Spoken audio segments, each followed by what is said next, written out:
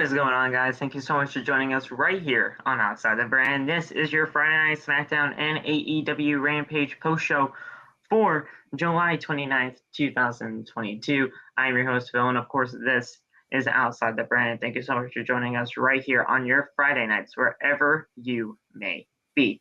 Loff will be joining us in just a quick moment. Don't worry about that. Our boy Loff is going to be here soon. But Nate, what's been going on, man? This is Friday Night SmackDown, AEW Rampage. SmackDown was kind of boring, but you did see some of the little bit of changes with Triple H now being the head of creative and everything like that. Things flowed together quite nicely. Segments kind of flowed in between each other. Theory getting his ass kicked all over the place tonight. It was just a great, it was a great thing seeing him getting his ass kicked. But other than that, it was just kind of your run-of-the-mill episode of SmackDown. I think this was kind of Vince leftovers, mainly because the show was kind of just meh to me, but it wasn't too terrible with only one day to go before SummerSlam. Yeah, I actually thought the show was pretty good. I ain't gonna cap. I about to say the Drew and Sheamus match was really good. I just hate Best that. match of the night.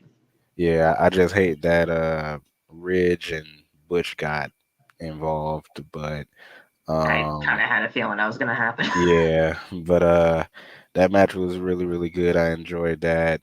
Like you said, Theory getting smacked up. That was fantastic. It's always good That was when one you of my see. best parts of the night for Yeah, sure. I was about to say, bro, my favorite part of the show was Jeff Jarrett getting super kicked and selling it like a champ. Like, my God, bro. My man ate that super kick to oblivion.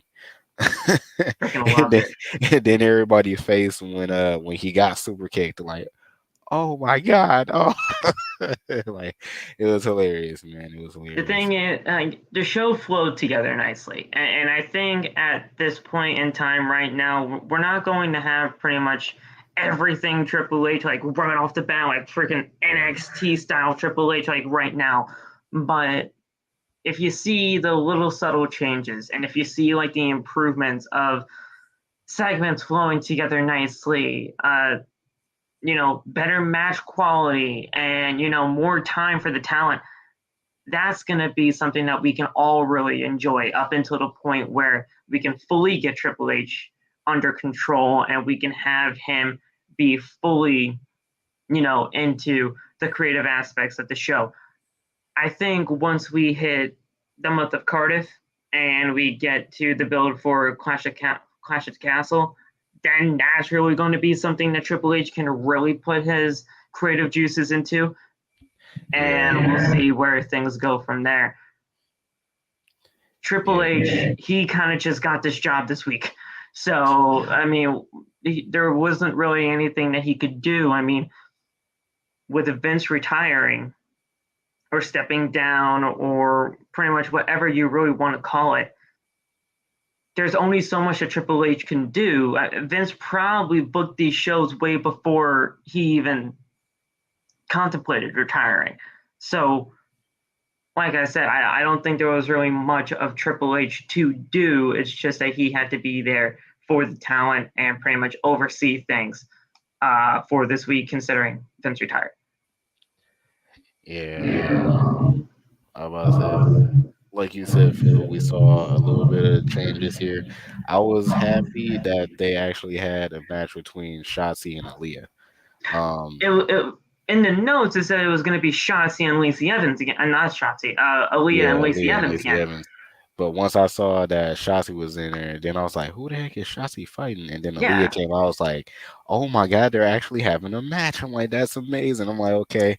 I'm like, that's cool. And then the fact that Shotzi actually won, I'm like, okay, that's cool too. Shotzi winning was It was kind of shocking. completely random. Yeah, it was kind of shocking, but I'm like, hey, I'm just happy that they're having the women actually wrestle on the show because Yeah, we really don't see that.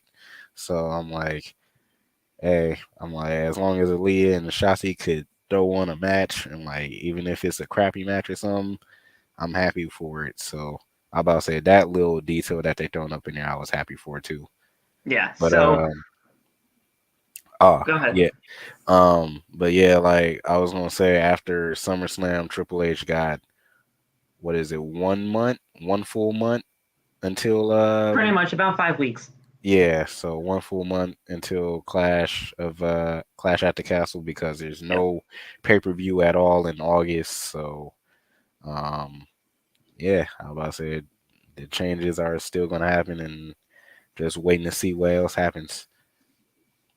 For sure, man, for sure. LeBron fan, I definitely did hear about the Triple H media scrum at the SummerSlam um,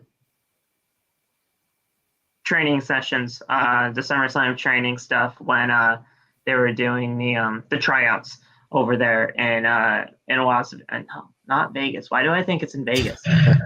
It's in Nashville. Well, you know, Money in the Bank was supposed to be in Vegas, Yeah. and then they had to move it. Um, but yes, we did hear about that. We're actually going to go over that. I actually had that before the SmackDown and Rampage portion of the review tonight. So yeah, we were going to go over what Triple H said, because what Triple H said was fantastic stuff. I mean, we got to go over that kind of stuff. It's like really his first media scrum since really becoming the head of talent relations and head creative head of creative. So I was trying to say head creative guy, head of creative. I don't know what the fuck I was saying, but we are going to go over that, and we are going to go over that actually right now because I have it pulled up. So might as well get this done and over with. So this is from 411 Media, because they had the notes for the media scrum and everything like that. So during the SummerSlam media scrum in Nashville, Triple H talked to Wrestling Inc. and John Alba of Ad Free Shows about how his vision of WWE creative will change from Vince McMahon's vision. Triple H was recently named EVP of Talent Relations and WWE's head of creative once Vince McMahon retired from WWE. Highlights from his comments are below. So one person asked the following question: how does your vision change knowing that Vince McMahon retired, and how is it different from his? Quote from Triple H right now: you gotta watch the show. You gotta watch the show. This is the longest running stuff on television. We say that all the time. Raw, SmackDown, SummerSlam, everything we're doing. There are a massive pair of shoes to fill, and that I am trying in some ways step into. But I do not dream for 1 second that I can fill those shoes by myself. It's going to take a lot of us. It's going to take a team. It's going to take everybody here to fulfill those shoes and continue on, but we will. The intent is to continue the legacy of what has been going on and made me fall in love with the business that he created, and to take it to the next level, to take it to beyond where it is now. The only way we're going to do that is by a team. That's with Stephanie, that's with Nick Khan, myself, Kevin Dunn, everybody that is here, all the talent, the great, hardest working talent in the world. I have no doubt in my mind that with this team, we can do it. Not an inkling of doubt. It's just a lot of hard work, and we're going to grind. We have the greatest fans in the world, and we are going to make sure that they get everything that they want out of this product, and then some. That's all we want. That's all we want. If it's going to take a team of Stephanie, Nick Khan, Kevin Dunn, with Triple H pretty much at the helm of it when it comes to the creative side of things, I'm fine with that. I'm fine with that. You're going to give us what we want. You're going to give us the actual product that we have been desiring for the longest time, for 10 plus years, maybe even more. This is what we've been wanting. And with that type of an answer, I've been fully in support of Triple H since NXT. So why should I stop now?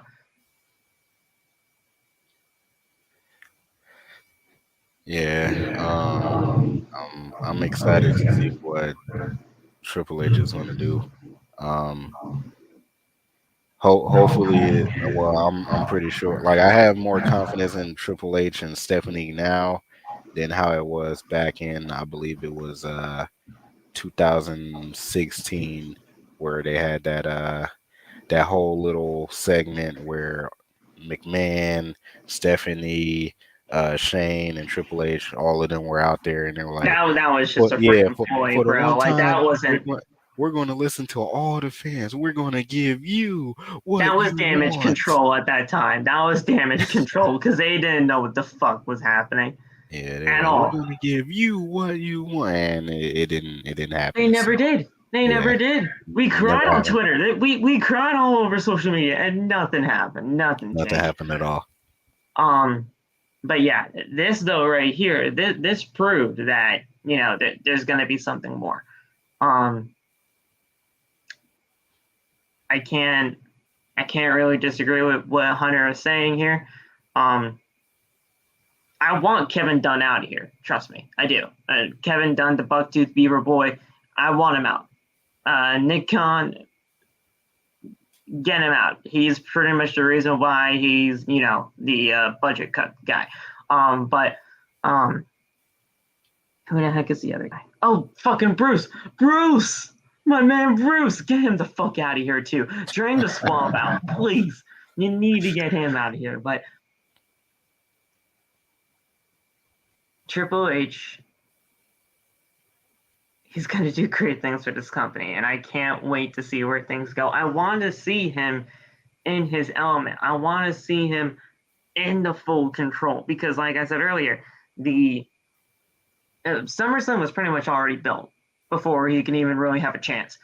So now going into the future, like Cardiff, I believe Extreme Rules is in October, Survivor Series, TLC, and pretty much beyond up until WrestleMania, we're going to be seeing just Triple H and his vision, along with his team, of course, but we're going to be seeing his vision. And that's what we have. Excuse me. I can't wait for it. And now, there was another question asked on if Paul Heyman will be having a role in having some type of role. Oh, hello.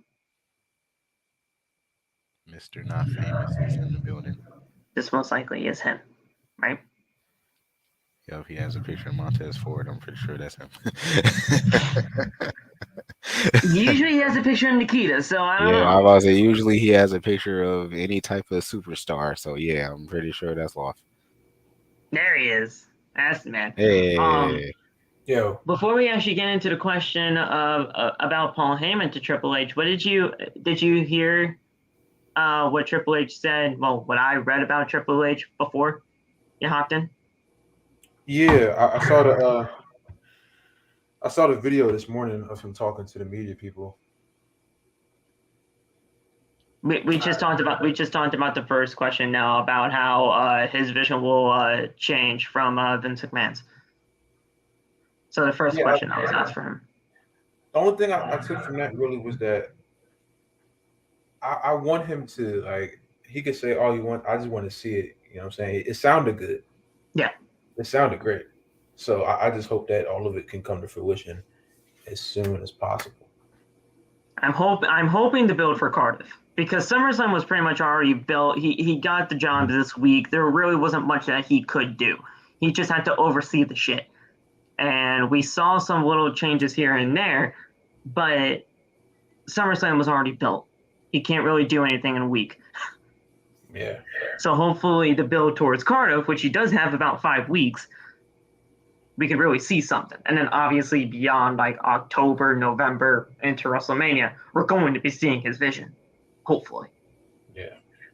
Hope so. So he then was asked about Paul Heyman and if Paul Heyman will have any type of role on the creative side going forward, which I think would be great. But he said, quote, I want ideas from everybody. I want thoughts from everybody. To me, this is inclusive. It's going to, and that goes to the talent as well. When I say that it's going to take all of us, it's going to take all of us. I want that. Paul is one of the best promos in the history of this business. Who better? When I asked him to be a part of this, he was thrilled. We both joke about the Fountain of Youth and these things. Who better to come here to talk about that type of a skill? Paul has the gift of gab, and he always has. Who better to come here to motivate these kids?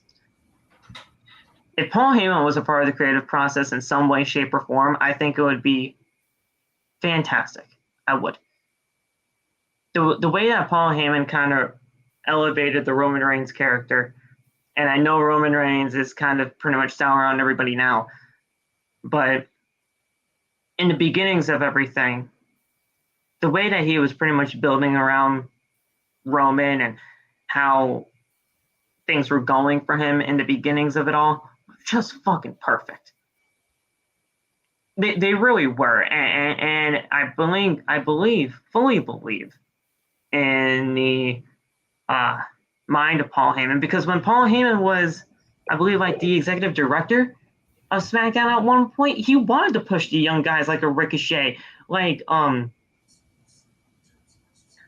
well, I know Ricochet was a really big Paul Heyman guy to him when he was executive director. What do you think, guys? Do you think if Paul Heyman was involved in some way, shape, or form with the creative alongside Triple H, it could be a good thing?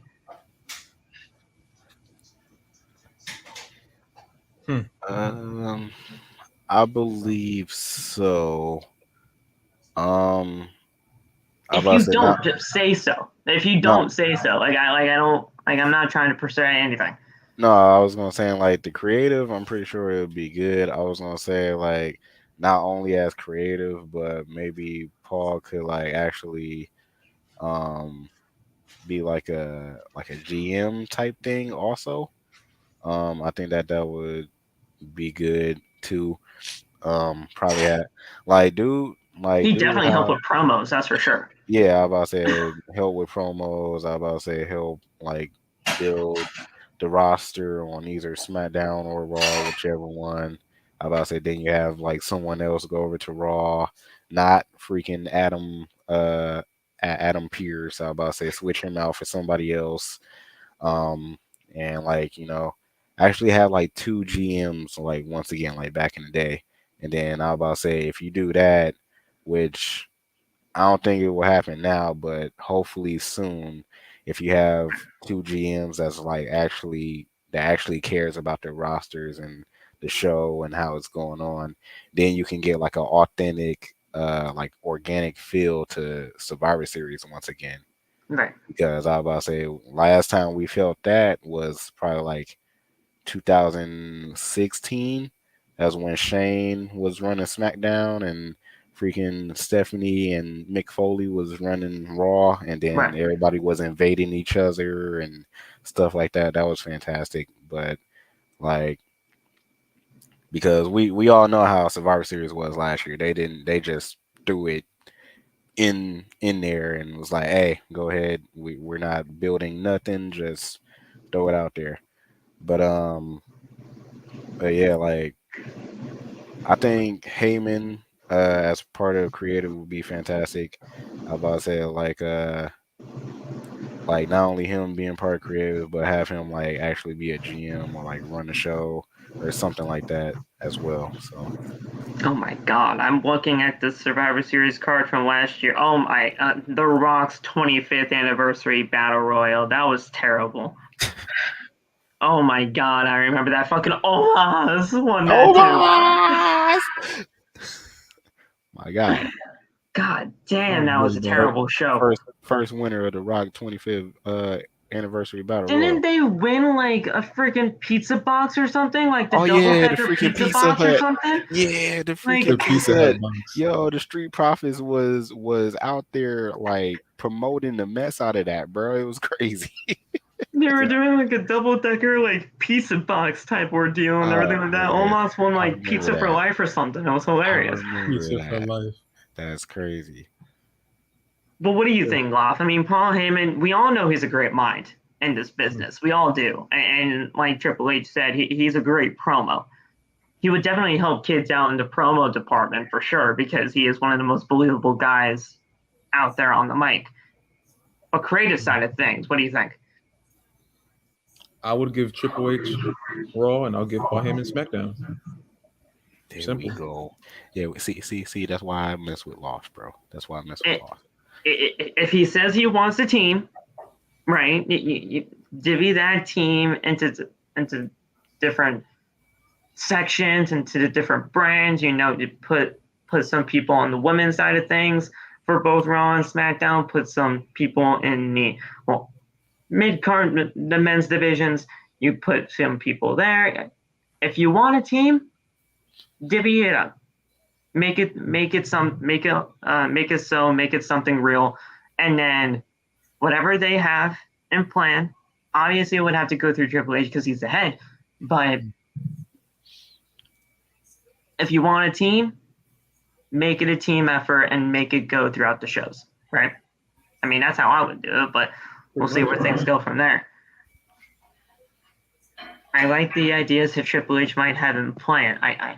We just got to see how he executes it. I'm not going to be, too harsh on it right now because we don't really know what's going to happen just yet. Yeah. And like Triple H said, it's not just him. He got to work with a whole team of people. Like a lot of people was relying on him by himself, but it's not just him. He got to But the one thing that I love about this is that he wants ideas from everybody, including the talent. That's the exact same way that he was running NXT. If you're pitching something, his door is always open. If you want something, if you think you're just not getting the right type of attention that you think that you deserve, go to him. Air out your grievances. See what you guys can figure out. And if you guys can come to some sort of certain agreement or whatever, there you go. Bada bing, bada boom. We'll get you out there that way. You can feel some sort of satisfaction.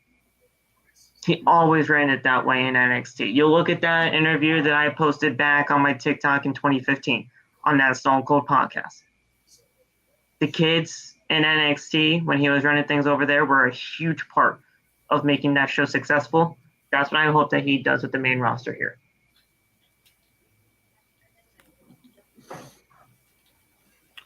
How much of my best to try?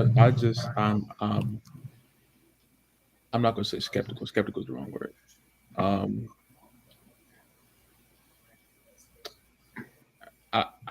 don't know what word I'm excited for the pay-per-view tomorrow. Are you optimistic about what could happen in the future?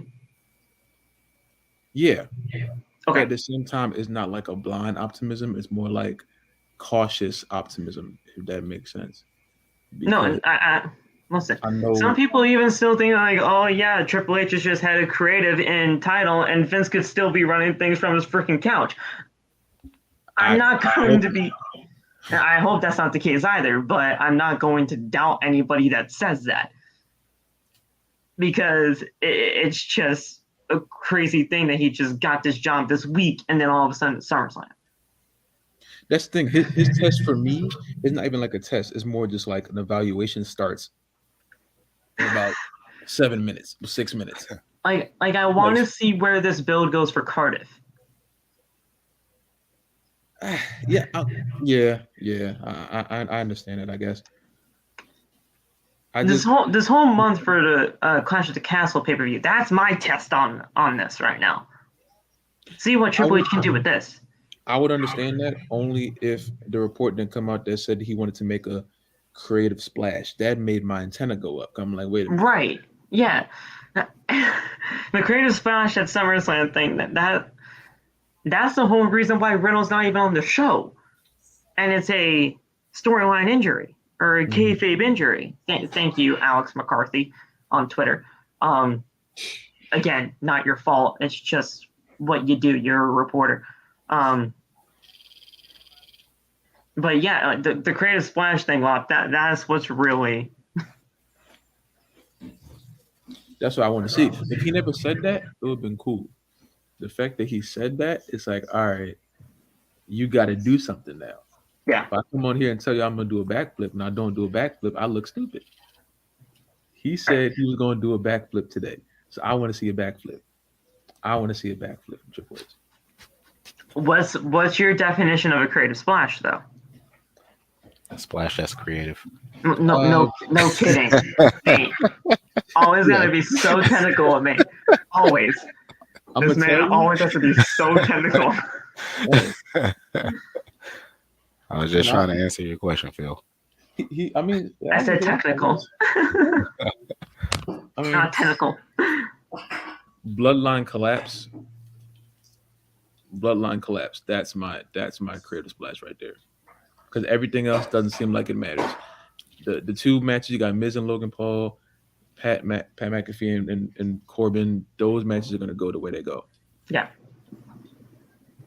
I'm not really looking at I don't expect a title change as far as Bianca and Liv go. The biggest that's my creative splash right there. What Braun just said. The mystery person for Seth. You know, only reason why I don't call that a creative splash, because it's like you're bringing in a return that I feel like it's more in the hands of the talent at that point. It's either a return or a debut, I think. Yeah, that's the thing. When I think of creative splash, I'm thinking, hey, he's writing something and then he deploys it. You know what I'm saying? Yeah. Not he puts in a return. That could be too. No matter what happens, that could be too. But it's just there's got to be more to this than just that match. Yeah, I'm thinking bloodline collapse. That's what's in my head, and that's what I'm hoping for. If it doesn't go that way, it doesn't go that way. But I'm thinking bloodline collapse. Or Theory involved. At least cracks in the tree, I guess. At least. Well, what happened tonight on SmackDown? It pretty much. I'm not going to say it pretty much confirms, but there is definitely going to be something happening in that tag team title match. Yeah, I don't know. I like to think the Prophet's going to win, but they've done crazier things before. And Theory just getting his ass kicked tonight. I fucking loved it. I'm sorry, guys. I'm sorry. I know. Listen. Axel's probably getting on in here, typing out his shit, cussing me out and everything like that. I loved Theory getting his ass kicked, guys. I did. It was fucking fantastic. He is 0-8 since winning Money in the Bank. He's about to cash in. He's going. There's some kind of cash in. I'm preparing for the crossover. I'm not falling for it. No. He is 0-8 since being Mr. Money in the Bank. There's something happening. 1-8 tomorrow. It's not even. It looks too weird right now. It looks too weird right now. He's about to get a big win tonight. Theory got bullied tonight, Josh, and it wasn't even funny. And bullied isn't even really the right word. He got freaking suplexed to hell by Brock Lesnar. He got freaking Claymore to hell by Drew McIntyre. He got mollywopped with the briefcase, just smacking it on the back. Yeah. I was just so happy. Oh my god. They about to pull the rug from under our feet. Oh, I know. I'm gonna fall miserably, and I'm gonna probably I'm telling you, prepare for the rug pull. Prepare. This is not a drill. Prepare for the rug pull. But yeah, this was. It wasn't the best SmackDown, but there were the subtle changes, like I told Nate earlier, and if we're seeing subtle changes here and there, that's all I'm really at least looking for up until when Triple H has his full control here.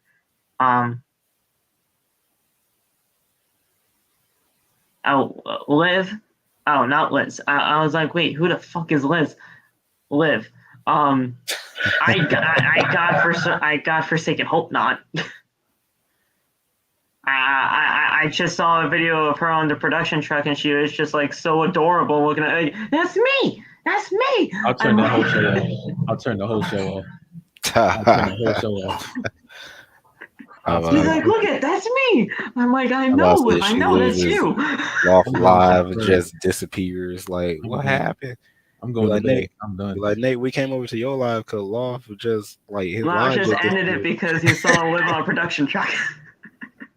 They better not do that. But one thing that I absolutely despise about tonight, and it was technically involving Liv, but it was not her fault. It's the fucking story. Oh yeah, can they coexist? That's fucking Vince McMahon written all over it. Yeah, that made me cry. I didn't like that. Can they coexist? Oh, but by the way, shut up and your mama failed you. She needs to put that was hilarious tonight. I hate Ronda with a passion, but that was fucking hilarious. I was sitting there like, yo, I'm like, why you're not supposed to? Yeah, like, you're not supposed to do that, Ronda. Like, the guy just shut up, Ronda. Shut up, and your mom failed you. Like, what does mom do? I told Phil, I said, I bet Triple H was backstage. Like, oh my God, bro, what in the world? Like, what are you doing? And I said, honestly, probably Triple H liked it. He probably liked it for all we know, because Triple H just likes going rogue. So fuck it, Ronda, go ahead. She was crazy. I wasn't expecting that. Shut up and your mom failed you. Okay, fine. Sorry. Pat McAfee was dying on commentary, bro. It's hilarious. He's like, burying a man in Atlanta.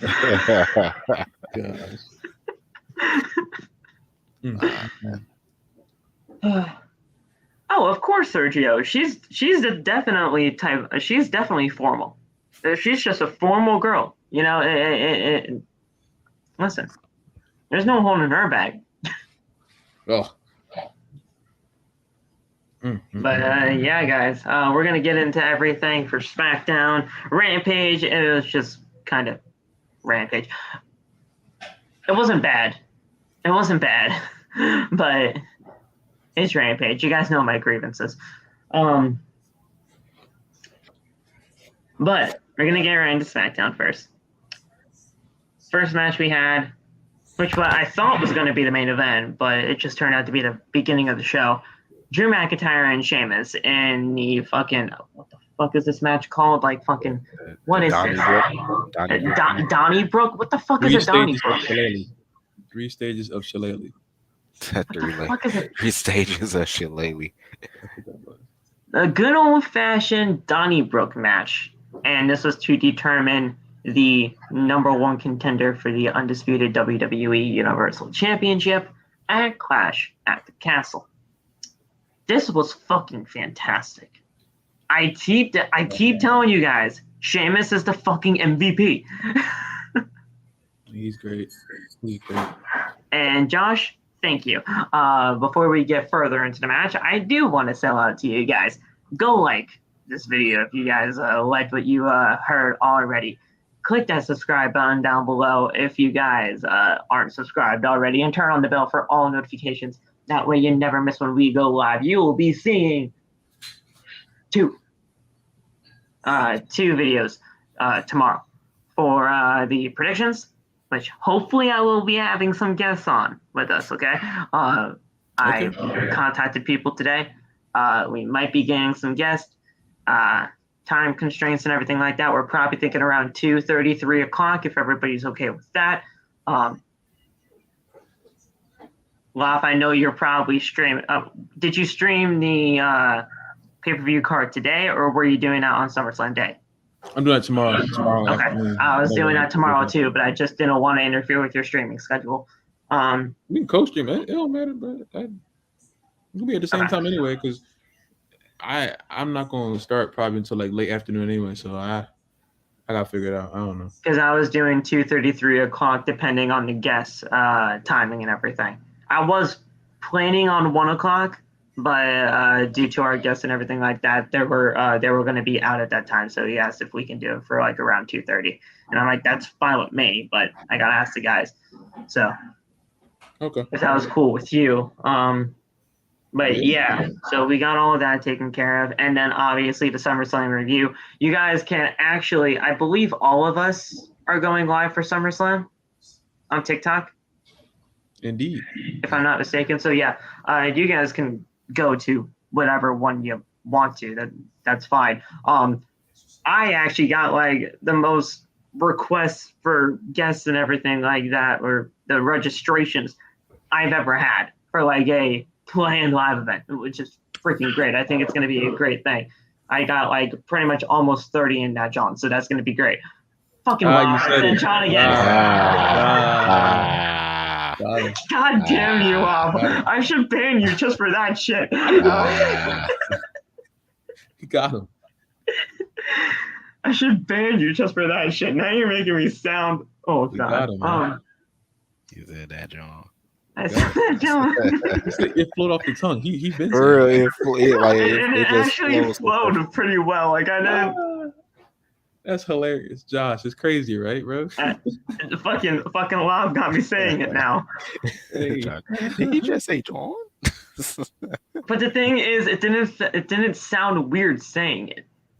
Like, Just saying that alone.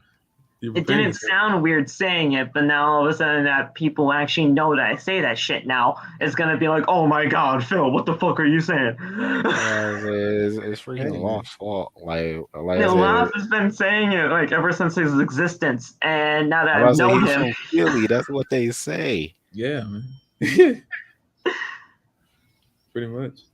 listen, Phil from Philly, that's what you can call me now, okay? Oh, God, but I'm not calling you that, sir. I'm never calling you that. Exactly. No, we're good. Yeah, no, and plus the real thing is, I was born in fucking Virginia. I wasn't born here, so So he lied about Connecticut, guys.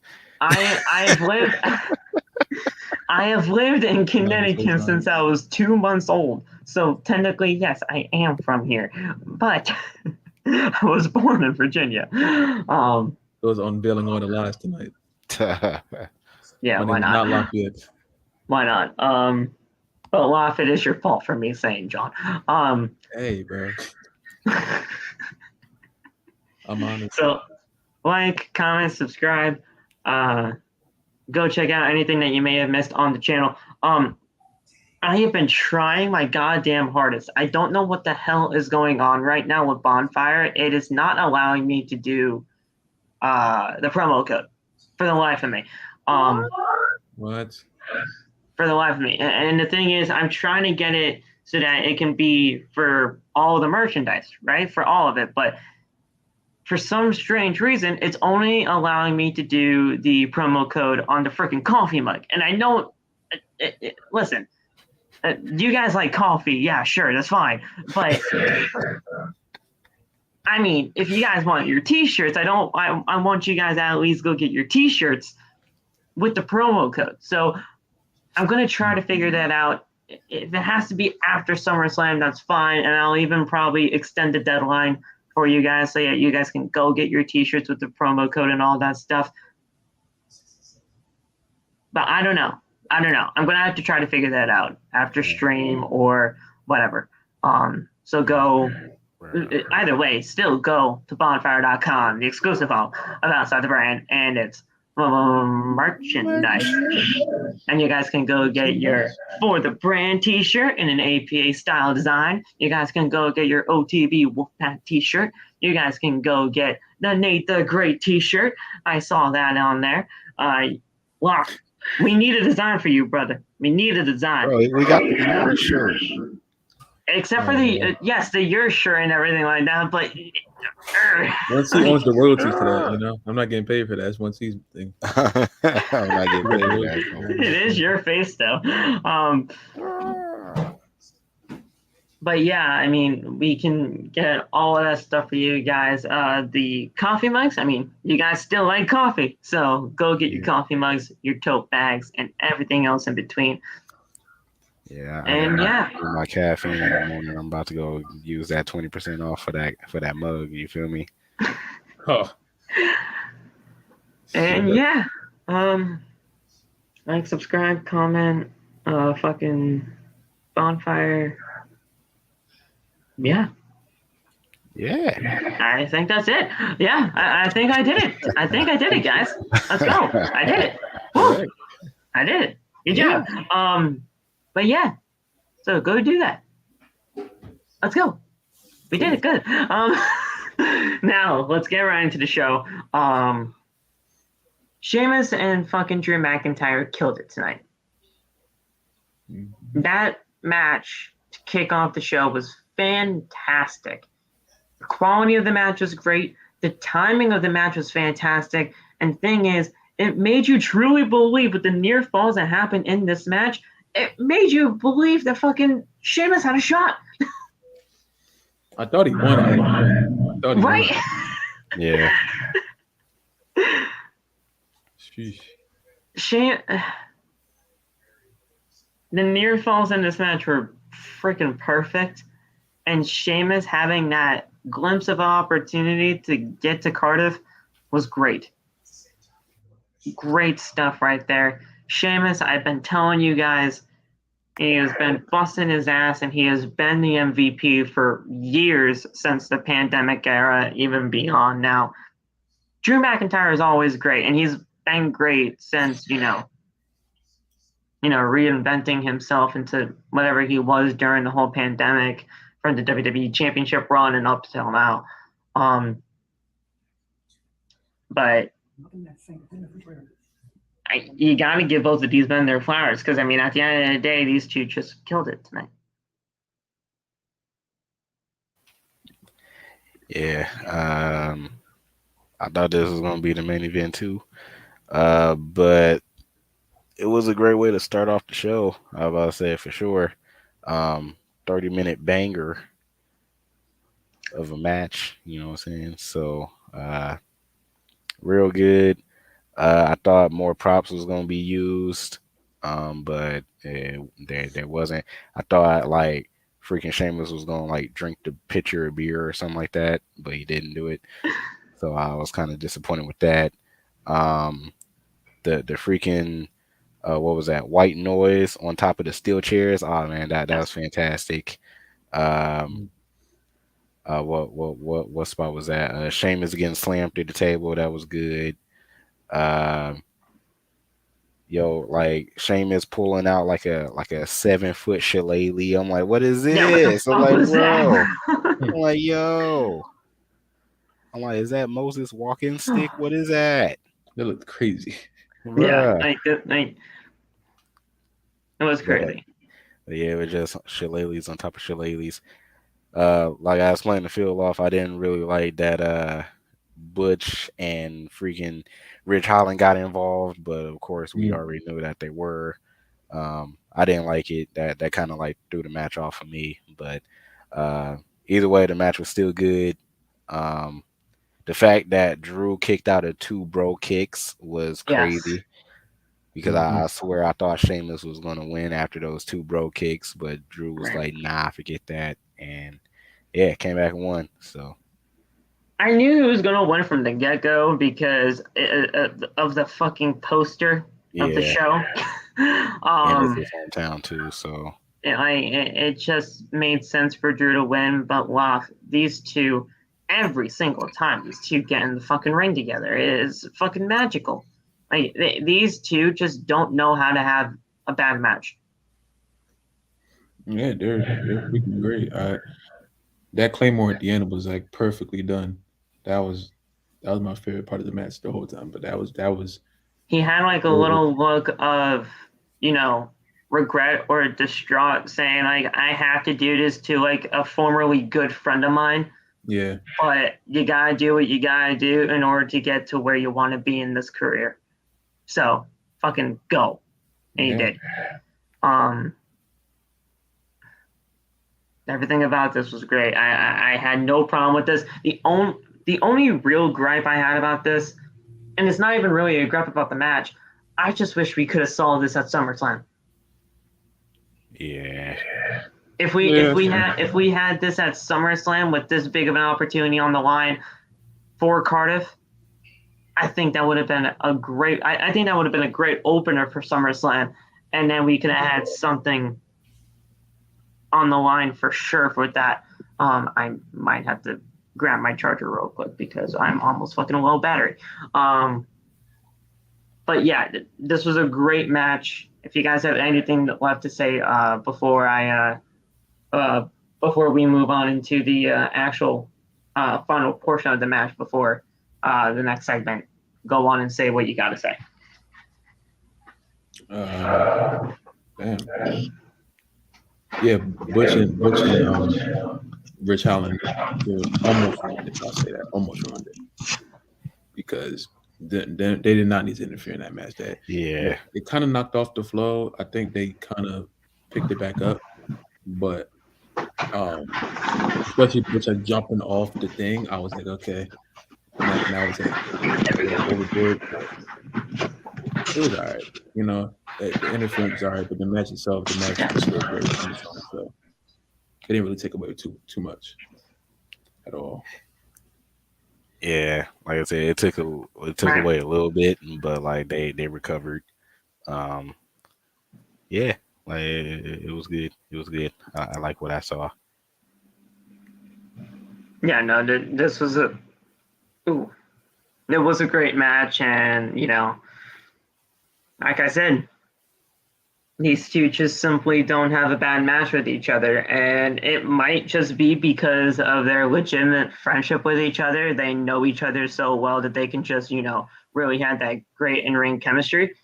But at the end of the day, these guys are great together, and it just showed in this match and many of their other matches that they have had over the last few years. So McIntyre, he went for a Claymore, but Sheamus moved and Butch is hit. Sheamus hits a brogue kick and covers for a very, very close 2 count. Sheamus then goes for another brogue kick, but McIntyre catches him and lifts him for a powerbomb through the table. McIntyre then hits a Claymore and makes a cover for the win, 1, 2, 3. And McIntyre goes to Cardiff and will either face Brock Lesnar or Roman Reigns at Clash at the Castle. But there's also theory involved, so that was that.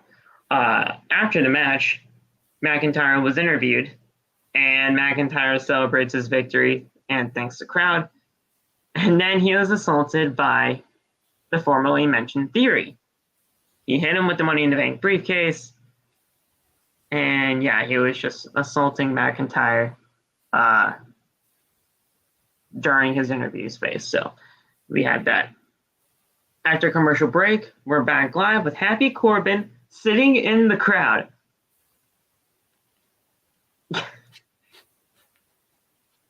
Sure. He was sitting in the crowd right behind Pat McAfee and Michael Cole at the announce desk. And he was holding a ticket that was preventing McAfee from doing anything to him because he is so-called a fan. McAfee and Michael Cole run down the SummerSlam card while Corbin is pretty much just antagonizing McAfee in any way that he can. Throwing popcorn, you know, doing the loser sign for him and all that type of stuff. So somebody told me about that like freaking poster that Corbin had. Apparently that was a old mugshot of McAfee. Yes. That's ridiculous. I was like, that's crazy. Yes. So he was just antagonizing McAfee in any way that he can. Eventually, McAfee gets right in Corbin's face, and security holds them back. Corbin then throws the bag of popcorn in McAfee's face, and Corbin jumps the barricade. So a fan is pretty much jumping the barricade here. I have to put the air quotes because he had a ticket. And yeah, so I'm like, listen, the fan jumped the barricade. Pat, you can do whatever the fuck you want now. Do it. And he got kicked in the balls for his efforts. I don't know what the fuck the point was on all of this, but you know, in the final build towards SummerSlam. Why not? Getting kicked in the nuts. Yeah, Bro, that 30 minutes after the Sheamus and Cesaro match. I mean fucking Sheamus and Drew match. Yeah. Was the most chaotic thing ever because Mike was trying to read the card and Baron is just, I'm sorry, excuse me, bum ass is just screaming at the top of his lungs. you I'm suck. He's like, we're trying to work here. Job. I'm like, oh my God, shut up. I hate that. I hate when there's 14 different sounds in my ear. Oh my God. It was so freaking annoying. I mean, Triple H is probably in his ear enough anyway. Yeah. Listen, Michael Cole, I have to say this right now. How good does it have to feel not hearing that 77-year-old man in your ear anymore and having it be Triple H again? Bro, that's going to be that has to be so much easier. I'd rather have Triple H in my ear than fucking Vince.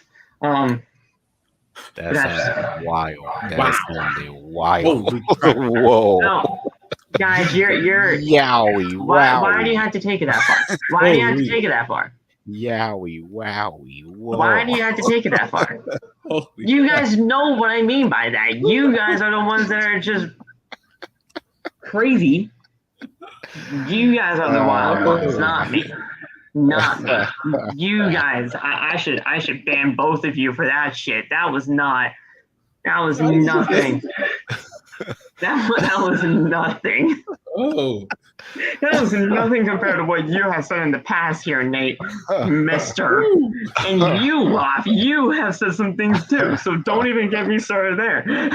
What's it about me for? I haven't done that. Oh, man. You agreed with him. But it was nothing of the sort that was bad. Man.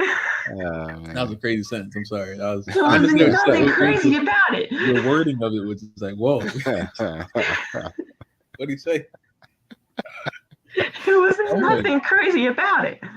Oh. You guys are just the sick motherfuckers in here. Next on Friday Night SmackDown. Next on Fox. You guys are the sick ones. Aaliyah versus Shotzi. This was fucking ridiculous. Or pointless, I should say. First, it was supposed to be Aaliyah versus Lacey Evans.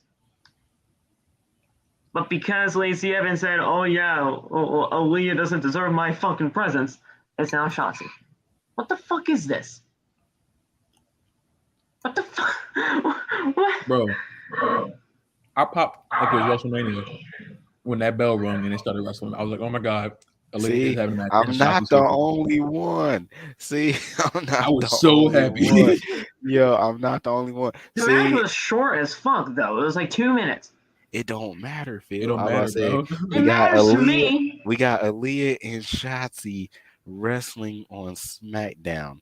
Shotzi does not show up on SmackDown at all, but to see her on SmackDown tonight and actually wrestle a match against Aaliyah, who's been trying to wrestle a match for the last few weeks and haven't because of Lacey Evans, it don't matter how short the match is. They're wrestling a match. It matters to me, but I do see your point. I'm happy for them. Like I said, I'm just happy in general. I'm just happy in general that they had more women matches tonight because they had this one and then they had the other one. So I'm like, hey, yeah. I'm like they actually having women matches. I'm happy for that. You know what I'm saying? It's the little things, Phil. The little things. You know what I'm saying? I like where you're going with it, but man, 2 minutes is fucking not enough for me. Okay, that's still fucking Vince McMahon right there. I want more time for the women, and I want these two ladies to be involved more. I want them to. Shotzi does not deserve to get fired. She doesn't. Oh yeah. But with the way that things were going for her in the past few months, it was looking like that. It was looking like that. So for Aaliyah too. I was a lot of people were hating on Shotzi because of her like botches and stuff in the Money in the Bank. The Money in the Bank was bad, yes, but nobody had to write a petition to get her fired, and I did see that go around. Yeah, that was ridiculous. It was bad. She deleted her Twitter because they were talking. She deleted her Twitter because of it. there was a petition on like one of those like a website that like you can make your own petition on or whatever. There was a petition on there that had like over 500 signatures saying to fire Shotzi from what happened at Money in the Bank. Weirdo behavior out there. That's weirdo behavior. Like, okay. The only reason why I know like it got like over 500 signatures was because I saw a link to it on just like a random tweet using the hashtag WWE. I clicked on it just to see what the fuck it would bring me to because I didn't really know what it was at the time. It was like an anonymous link, and it was the petition that said sign here to add to the 500 plus signatures. I bet you. What the fuck is this? People have never wrestled anything in their life. Right. I think they've only wrestled as a bag of Cheetos where they're watching SmackDown. They want to tell somebody that they should be fucking fired. That is ridiculous. That is absolutely ridiculous. I didn't even know about that. It's disgusting behavior. It's disgusting behavior by, Weird. the fans of pro wrestling. It really is. Yeah. I want Aaliyah to succeed. I want Shotzi to be used more. I want more for the women. But this 2-minute match crap, I fucking hate it. There needs to be more time. And hopefully under the new regime with Triple H, that can happen. I ain't gonna cap. I thought it was gonna be like a 10-minute match. But Yeah, me too. I think my happiness is just seeing them wrestling. Aaliyah's been trying to do her job for mad weeks. And Shotzi She's been trying to do her job for a month. It's been 4 weeks. Yeah.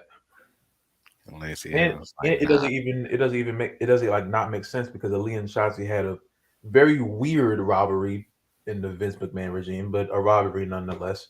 So, but I mean, Shotzi got buried anyway. Once Ronda came out, but it didn't last very long.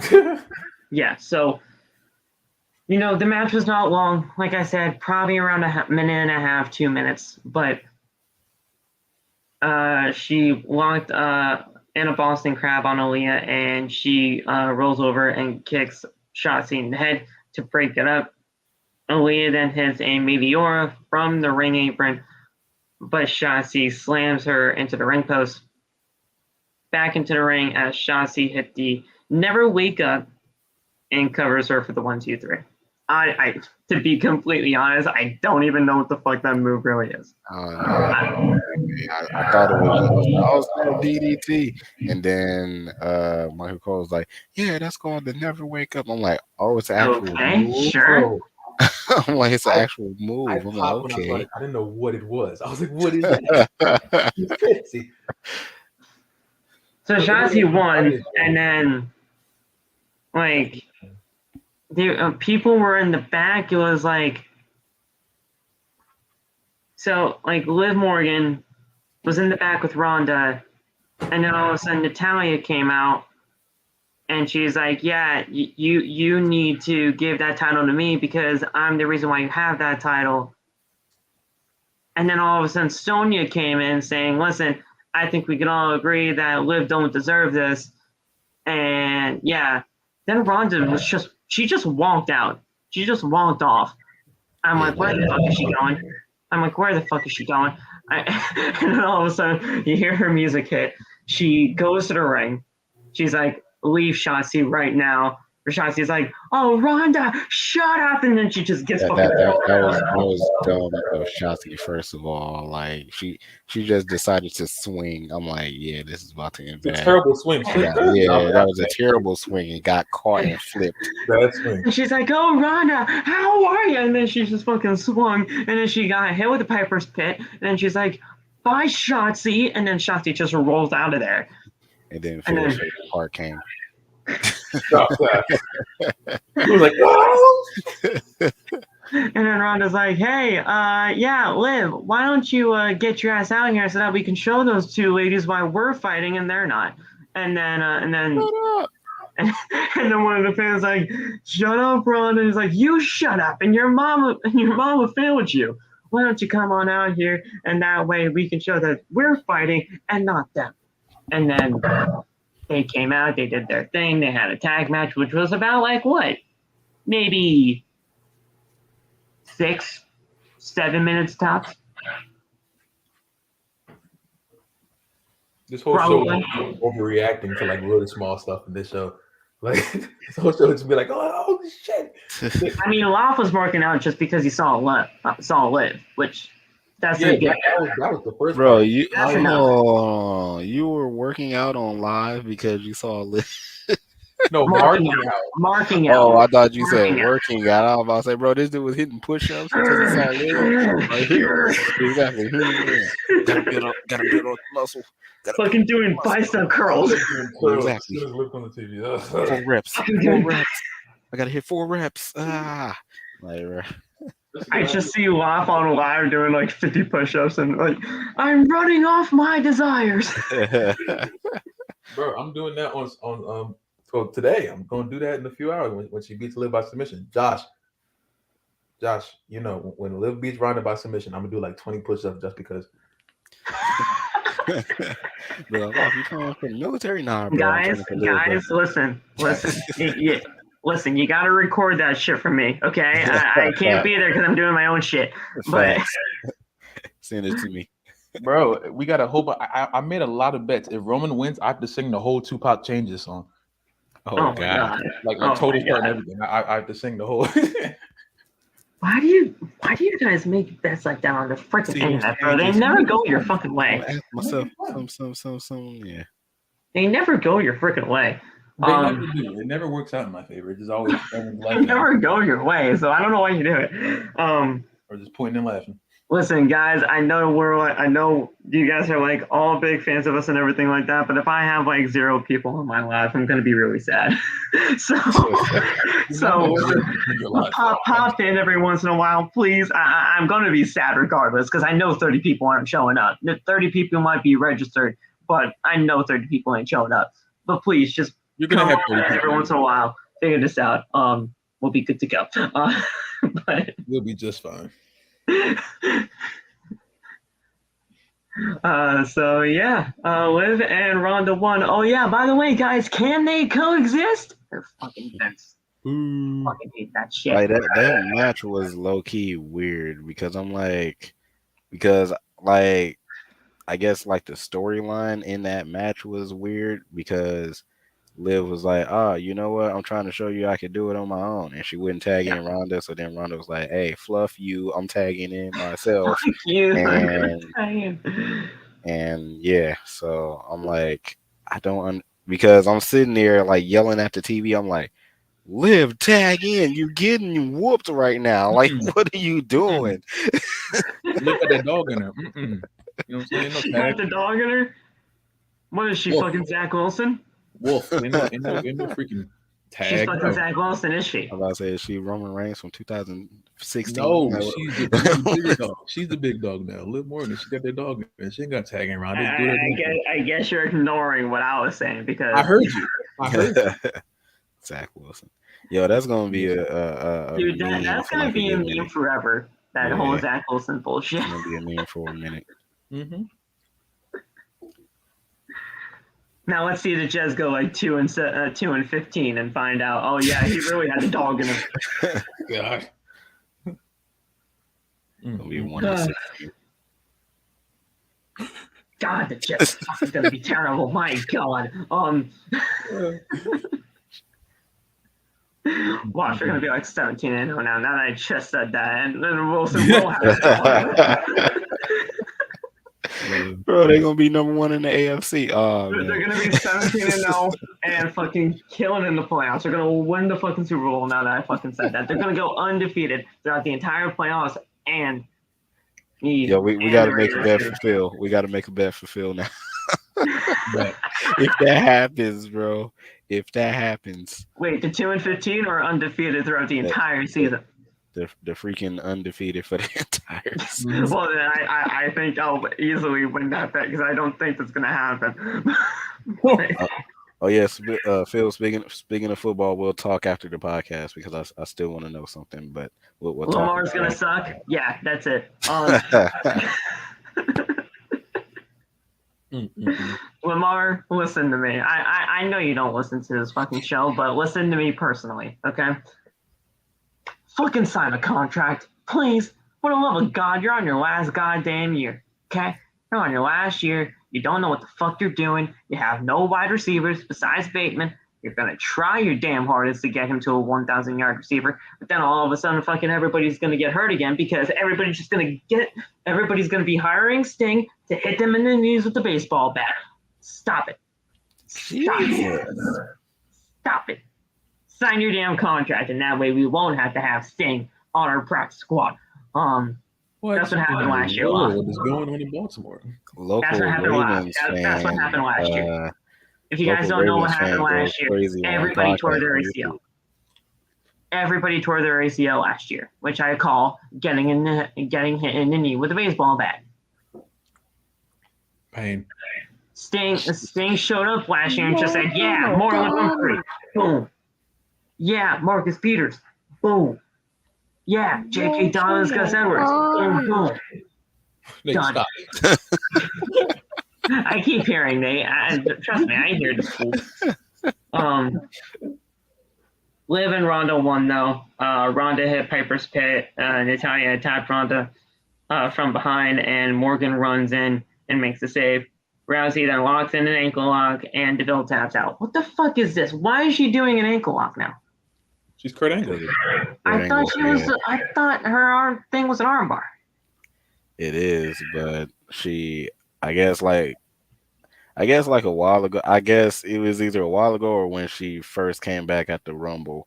She asked Kurt Angle could she use the ankle lock, and he gave her. That was fucking 7 years ago when she teamed up with him. Yeah, so she needs to ask Jack Swagger.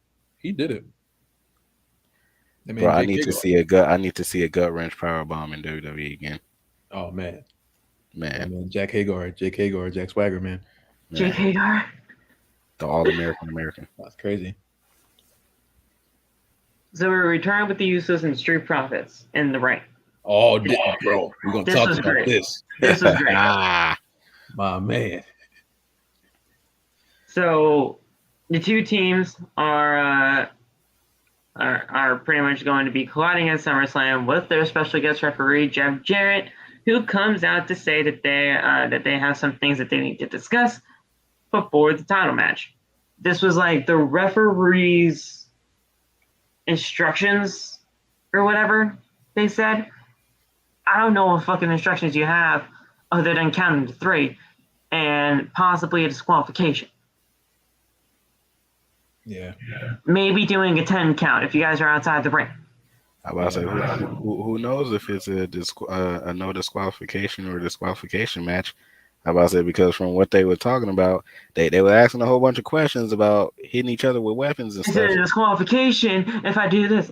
We'll get into that because it was crazy. So he comes down and says that we have some things to discuss. Jay then interrupts him and says, in an all-out screaming match, they were just screaming at each other. And it breaks out into pretty much just yelling at each other. Jeff Jarrett restores order. Jarrett says that his only job tomorrow is to count to 3. Jarrett says that for tonight, they have some things to settle. Dawkins and Ford drop the mics, and then they attack the Usos. Brawl breaks out. We'll get. They don't actually say what the article doesn't really say what they said, but I will go into one of them that I believe Dawkins said.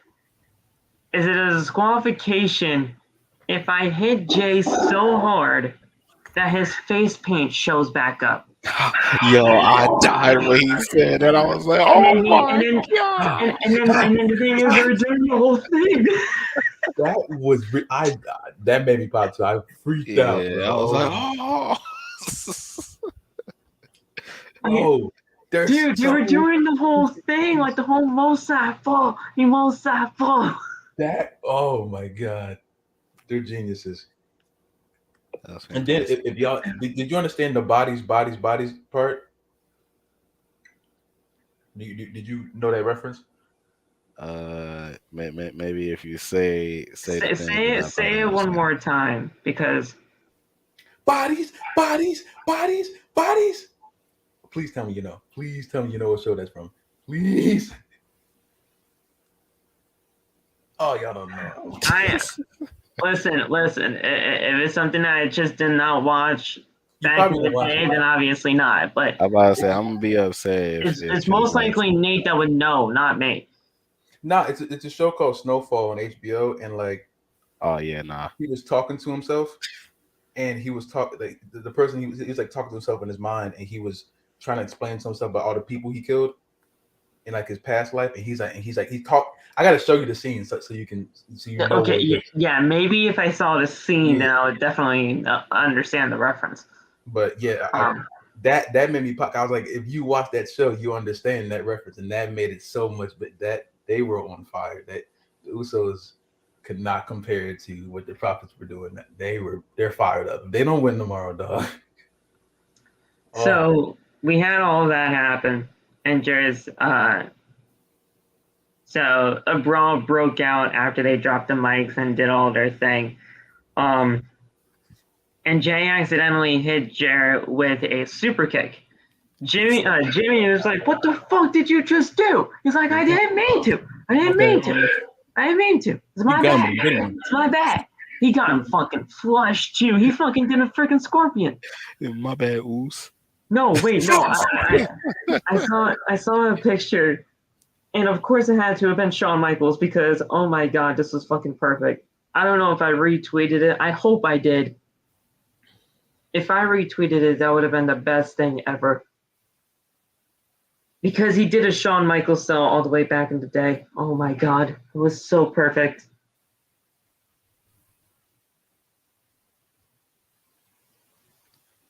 I'm gonna look this up because I have to. I mean, you don't have to. No, I have to because this is great. Because it was a Shawn Michaels style too. So yes, okay, yes. So obviously, well, we all saw the way that he sold tonight, right? It's just that. But yeah. But yeah, Shawn did this too. But yeah, Shawn did this too. I'm like, that's freaking perfect. That's crazy. And of course, and it was against Psycho Sid. I remember that now. It was against Psycho Sid. Wow. Oh my god, that was so good. So good. But yeah, so we had all that take place. Jimmy is like, "What the fuck did you just do?" He's like, "No, I didn't mean to.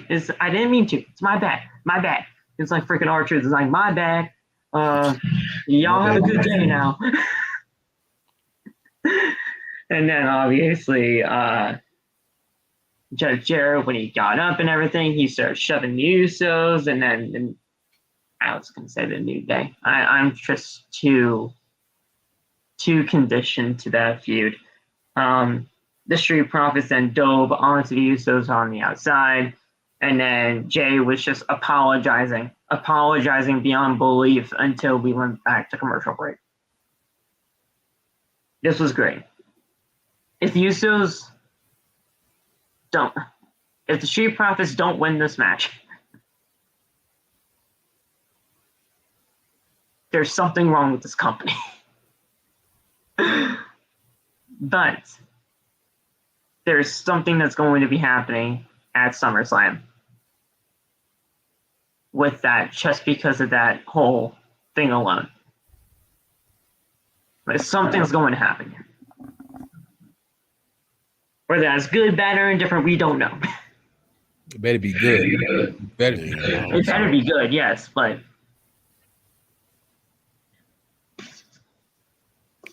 And yes, guys, I do see Ruff wearing an Eagle hat, but even though he's a Falcon fan, he lives in Philly. I think he would have to have some type of Philly gear in order to just kind of exist in Philly. Because if he doesn't, then I don't know what would happen. I want to say he has to represent where he lives. Yeah, part of the application. I had to have like one article of their clothing. At least something.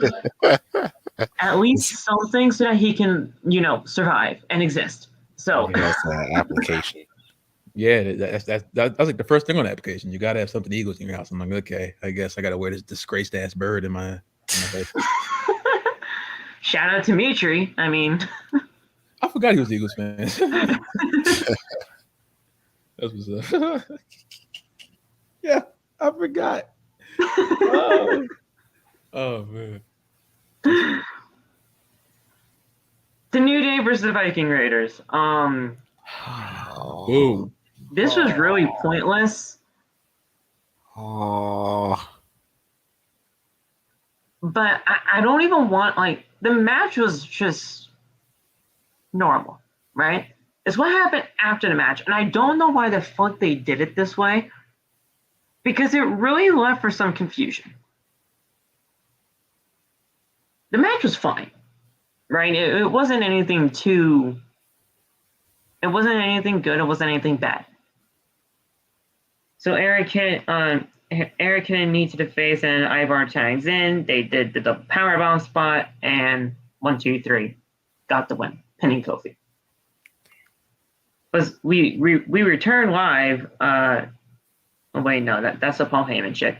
What happened after the match is that Xavier Woods was going to save Kofi. He got mollywopped by the 2 shields that they have in their possession. Eric grabs a steel chair, places it around the ankle of Xavier Woods, mainly the ankle that he just came back from his Achilles injury when he tore his Achilles a few months ago. They slammed their shields onto the onto the steel chair, crushing the ankle of Xavier Woods. But during all of that, and before they even hit, there's a long pause, which made me think some type of return was happening. I thought exactly. I was like, for some reason, I thought somebody, please, let somebody come out. For some reason, I thought he was coming out, but I'm like, wait a second. There's no way that he can't because he's not. I highly doubt that he's cleared. Yeah. But there was a long pause, which made you think that something was going to happen. Yeah, I'm like, Shanky, Gender, somebody. If Gender was the one to make the save and technically turn babyface, I would have fucking threw up right then and there. I would have. That's disgusting. Shanky, I wouldn't mind because Shanky's been involved in the New Day before. Plus, he's a dancing Shanky. I'd love to see a dancing Shanky on my screen. Hey. Just got to shrug the shoulders. Hey. Crazy. But did you guys have some kind of feeling too that with that long pause, something was supposed to happen or going to happen, and it just didn't? Yeah. Yeah. Like what made me mad about the whole thing was that they're in Xavier Woods' hometown. Oh, well, that's a given, bro. You're going to lose in your hometown. So I'm like, all right, they're in his hometown. Something big about that happened for Xavier Woods. Knew they about to take this. Nah, they lost. And then on top of that, Woods got hurt. I'm like, what in the world? Like, what is this? What I do love about what they did, though, I loved the expressions and the selling of Xavier Woods. I don't know if it's a legitimate now ankle injury or not, but he fucking made you believe it was. I low key cried. I'm not even Got gonna shot. cap. I'm not even gonna cap. I low key cried. I hate what they've been doing to my guys in New Day, bro. I hate what they've been doing to my guys. Well, the New Day is just, they're nothing right now. But it's not their fault. It's just the way that they've been used. Yeah. But I love the believability that Xavier Woods showed to us that, like, oh my God, this ankle could legitimately be shattered. The screaming, the rushing to get his boot off, the pushing away of the doctor because it just hurts so bad. I mean, obviously it fucking hurt because you got your fucking ankle crushed in a goddamn chair. Yes. And then everybody was but he sold it like fucking dead. yeah. Like I said, like New Day is one of my favorite tag teams. So I was like extremely sad.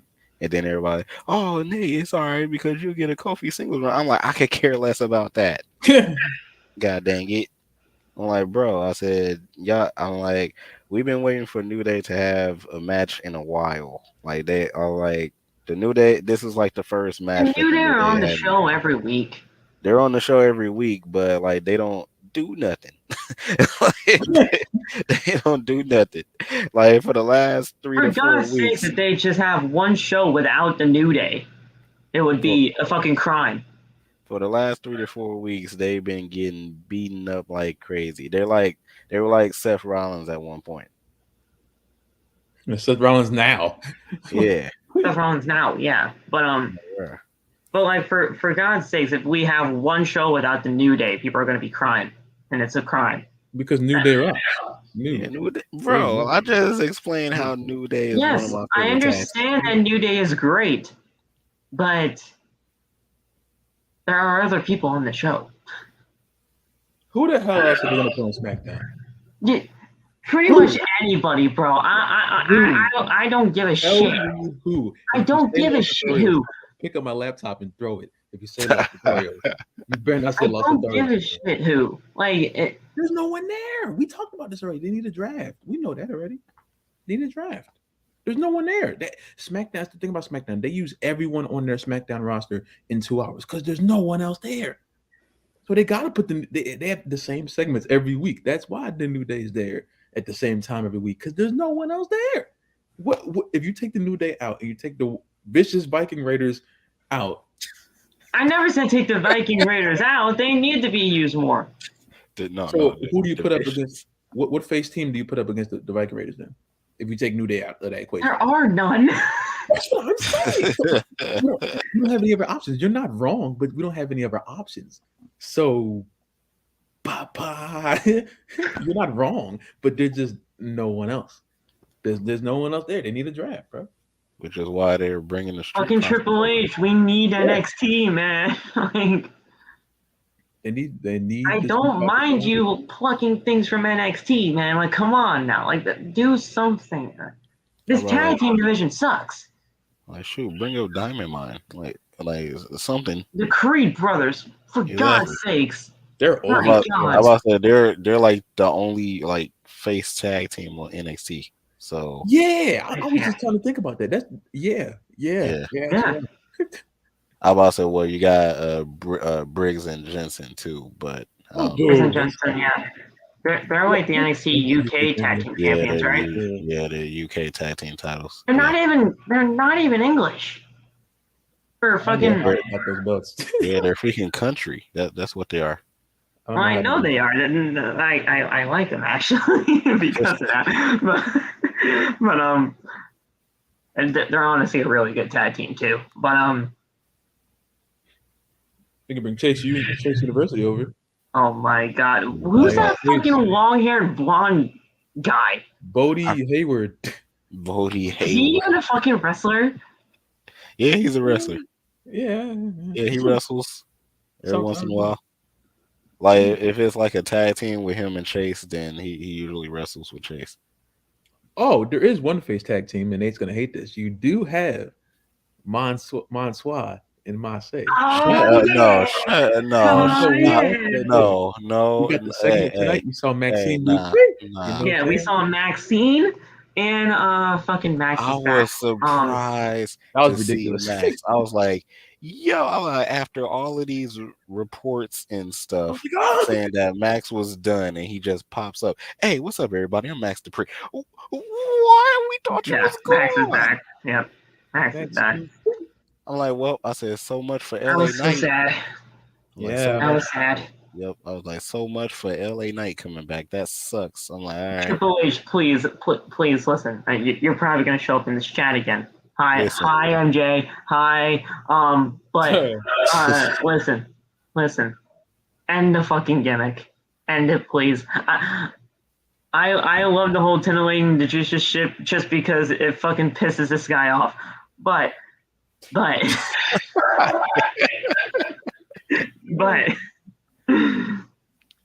need LA Knight back. Mansoor, you're only using him in Saudi. This dude, which is a crime.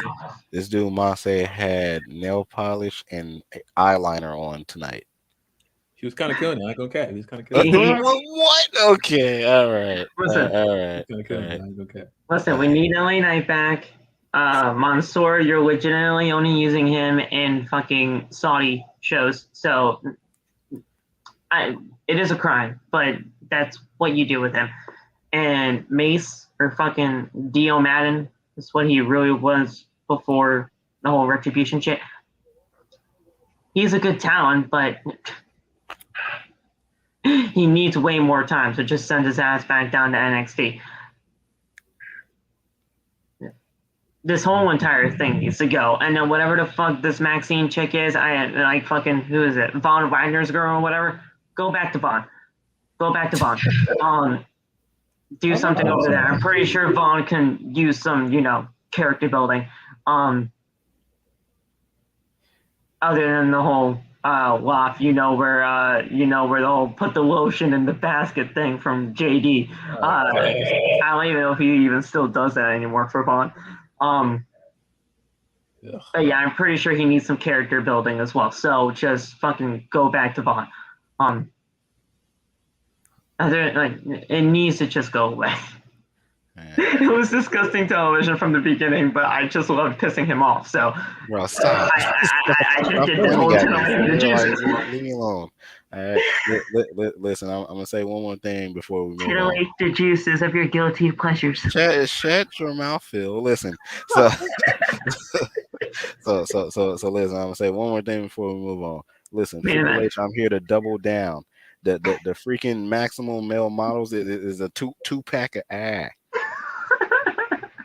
Get this crap off my TV. This stinks. Shout out to Loft Not Famous for the sound. That's actually not his sound for real.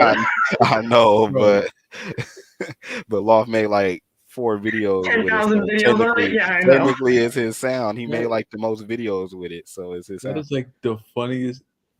Joe Budden is the most insane human I've ever met in my life. Double down. That shit is a 2-pack of ass. Oh, yo, this shit is funny no matter when I use it, man. Every time I see that sound, it's just funny. I don't care who does the video. It's always anytime that we just don't agree on anything pro wrestling, boom, that sound. 2-pack of ass. Get a double down.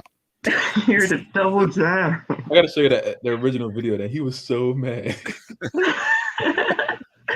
Oh my God. I love it. So we return from commercial break with Paul Heyman in the ring. Heyman says that Reigns will soon become the first champion in the last 30 years to hold the world title for over 700 days. I could have sworn it was more. I could have sworn it was more than 700 days. I could have sworn. We've had Roman for so goddamn long as champion. I could have sworn it was more than 700. Ugh. Yuck. That's a 2-pack of ass right there. That's a 2-pack of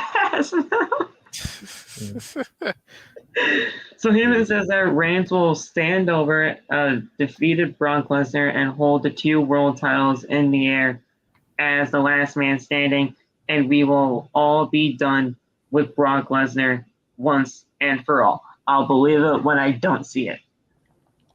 The man is not done with Brock Lesnar. I'll believe it when I don't see it. Either one of them retires first, hopefully Roman, or we just don't see it again. Please. Because this is the 9th match. Get this fucking over with. Man, 8 times to finish it. Click the subscribe button, yes. Oh god. Wait, hold on. I got a question because like a lot of people was like kind of like comparing this to like Cena and Orton because they had so many rematches. Is this kind of like the same to y'all or no? No, not even at all. Because Cena and Roman, not Cena and Roman, Cena and fucking Orton had like fucking what? Over 100 matches together, but at least their matches, you know, felt important. And they never labeled it most stupendous or last ever or Right. best WrestleMania. Like no, bro, no. They were just scrapping because they didn't like each other. That was real back then. Yeah. That was real. The only Randy match that had like, you know, the fucking tagline that should have never had the tagline to begin with was the one with Edge. At like WrestleMania Backlash. Oh, yeah, the greatest match of all time, or whatever it was. The longest WrestleMania match of all time. It was like the greatest this is wrestling like match. the greatest wrestling match ever, or something like That that. was WrestleMania Backlash. like the first and only time that they actually called it a wrestling match in WWE. Yes. Oh, that's the wait. What was the WrestleMania one Backlash? Wait, that was the pandemic one at the Performance Center. Is that the one that went like an hour long? Yes. Yeah. Okay, yeah. Where they were like fighting backstage, where they had like Howard, the ghost of Howard Finkel did a ring announcing because he passed away that year. Yeah, and then they ended the match on top of a semi truck. Yeah. It was a good match. It was just way too fucking long. Yeah. I was so tired watching that match. I was sitting there, I'm like, it gotta be over right now. Okay, all right. No, okay. All right, let's continue to run it. Lockdown was so we had all of this take place, holding the 2 titles as the last man standing, and we'll be done with Brock Lesnar once and for all. Lesnar's music then hits, and Lesnar makes his way out to Heyman. He stands alone in the ring, and Lesnar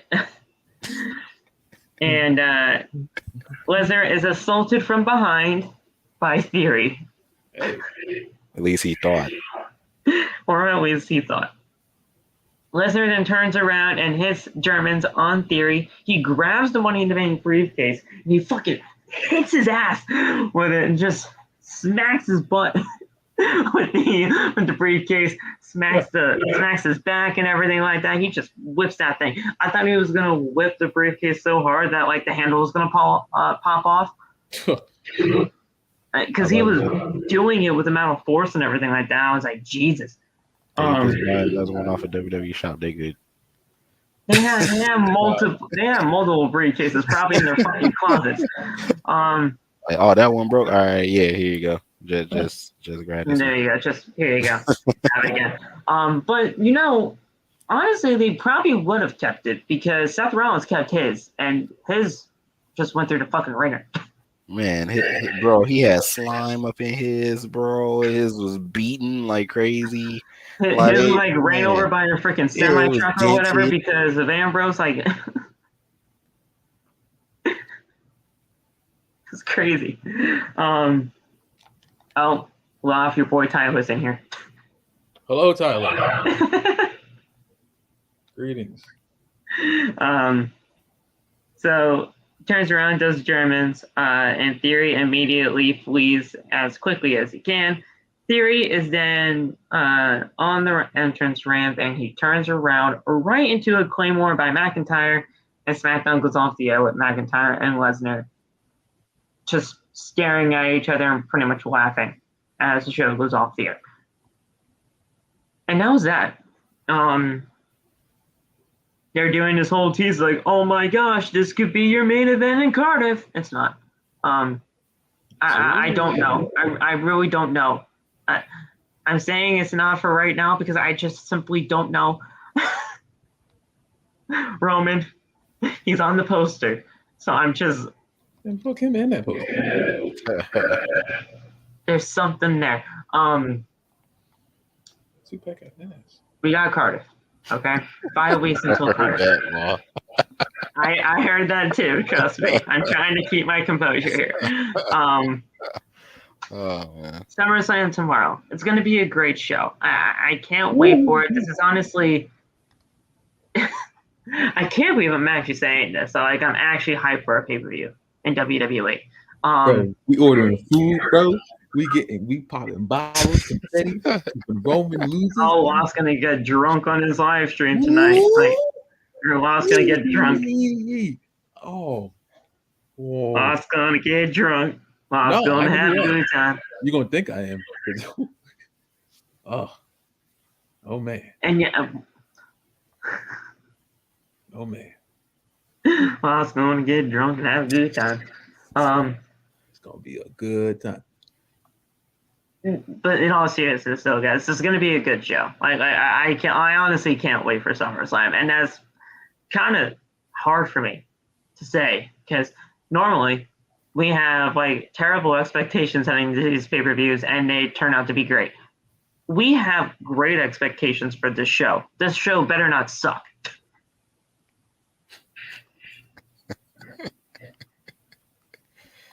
Everybody has something they're looking forward to on this show tomorrow.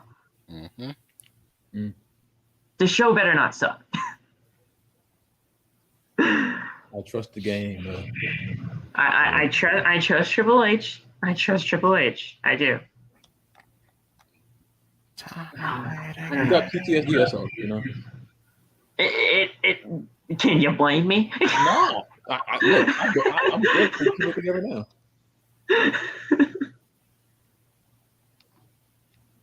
The show's been bad for so long, and now all of a sudden Triple H has control, and I'm a little hesitant now because fucking still Vince is looming, lurking in the shadows. Looming. But yeah, that was your SmackDown. I'm gonna go over Rampage real quick because normally when it just comes to this, I only have the spoilers, so we don't really have anything to go on from the matches. But we did see the matches, and they weren't terrible tonight. Sanjay Dutt, he looked like a coward most of this match. He had Sanjay Dutt, Jay Lethal, and Satnam Singh versus Orange Cassidy and the Best Friends and Chuck Taylor and Trent Beretta. Orange Cassidy and the Best Friends won. They won. Of course, it was Sanjay Dutt that took the pinfall. He was wrestling in his suit. Yeah. Dixon Taekwondo logo attached to his ear. You could have had, you could have had your ring gear, bro. Come on now. At least make it look like you're... It wasn't that bad of a match, though. I mean, Orange Cassidy hit the orange punch on fucking Sanjay, and that was it. Then we had Satnam Singh. He comes on in, he attacks the winners, and then Wardlow surprisingly showed up, teasing a match with Jay Lethal. Give it to me.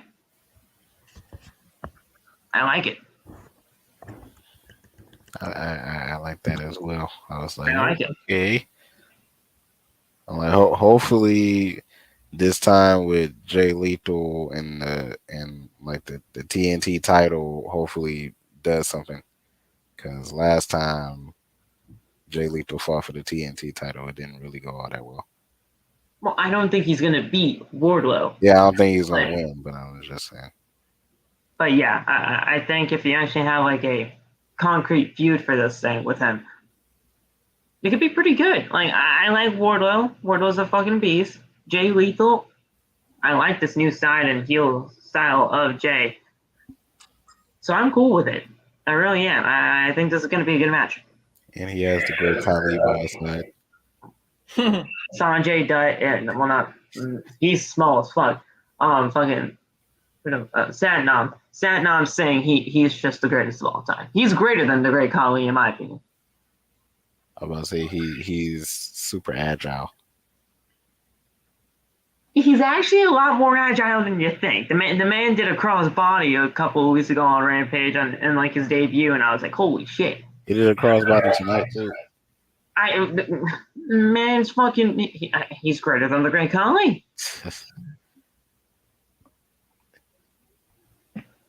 Well, no, I shouldn't say that. Greater than the great Khali in WWE. New Japan, Great Khali was a fucking beast. He's going 450 splashes. Yo, I didn't find out about that until shout out to Suplex. I didn't find out about that until I saw a Suplex video, and I was like, "Oh my god, where was this?" Shout out to Tyler real quick, man. Oh man, bro, watching that is like watching finding out that Santa Claus wasn't real. Right? That was the most horrifying. I'm like, why is Great Khali ripped and doing Hurricane Ranas? I'm like, that is crazy. That is the weirdest video I've ever seen in my life. Still, Great Khali just pulling off this crazy moves. But as far as I knew, he could barely walk when he was. He was in WWE and he could barely walk, right? Yeah, when he was squeezing the juice out of Rey Mysterio's skull. I see him over here, he's just doing the craziest flips. I'm like, all right. There he is. The next match proved by Ethan Page's opponent should not be signed to AEW. Damn. I've been telling you guys right from the jump that Leon Ruffin should not be in this company. Ethan Page kicked his ass tonight. Don't slander the former North American champion like that. The man is not good. The man is not good. The man has never been good. So Phil, the reason why I said that is because I said pretty much the exact same stuff that you did in my live, and it was like, they don't slander the former North American champion. I'm like, come on, y'all. I'm like, y'all know first of all that he should never won that freaking championship. Exactly. And then 2 weeks later, Johnny Gargano kicked his ass again to become the champion again. So I'm like, the only thing Leon Ruff got good right now is that he's dating the freaking referee in WWE. That's it. The SmackDown one, right? Yeah, not Jessica Carr, the other one. Yeah, not Jessica. Yeah, the other one. Yeah, I think they're actually married. I think they're married too, actually, or at least engaged. Yeah. Matter of fact, let me go to Twitter right now. You can probably find it there. But Leon Ruffin is disgustingly bad in the ring. That's funny. Ethan Page kicked his ass tonight, and I was like, thank you, Ethan. Thank you. My God. The first thing I saw on Twitter was freaking Massey and Maswa freaking a whole bunch of pictures of them posing in their bathing suits. Bro, they got towels on. Get this off my screen. Okay, yeah, let me scroll. It's juicy up in here. I did not want to see that. That just scarred me for life. All we know, Nate probably saved it. So, you bookmarked it? Oh my God! Yeah, Nate's bookmarking that. Don't do that to me. Phil. He favorited the tweet. That's disgusting. Go Nate Flex right now. Just my say.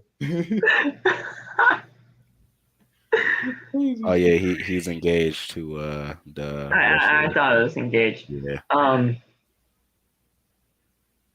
But yeah, I mean, Leon Ruff versus Ethan Page was the next match. Page squashed the former NXT star within seconds and expressed his frustrations, and he didn't get a decent challenger.